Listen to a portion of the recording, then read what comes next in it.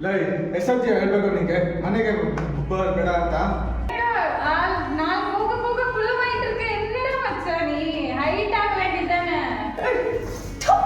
ಯಾಕೋ ಹೇಳಿದೆ ಅವ್ರು ಸತ್ತೋದಾಗ ನನ್ನ ಮಗನ ರಾಜ ಕಣೋ ಯಾವ್ದು ಪಿಗ್ರಾಸಿಗೋಸ್ಕರ ಸಾಯ್ತಾ ತಿಳ್ಕೊಂಡಿದ್ಯಾ ನಾನು ಸಾಯ್ಬೇಕು ಅಂತ ಬಂದಿಲ್ಲ